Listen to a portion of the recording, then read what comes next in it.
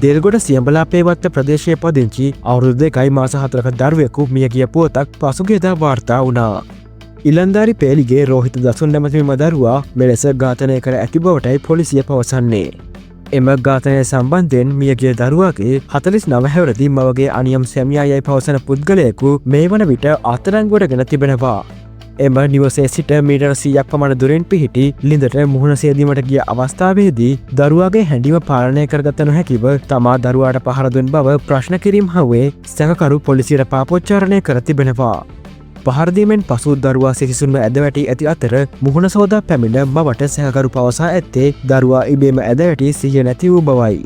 පසුව දෙදෙනා එක්ව දරුවා බියකම රෝහලට ඇතුළත් කළද ඒ වන විටත් දරුවා මිය ගොස් තිබෙනවා.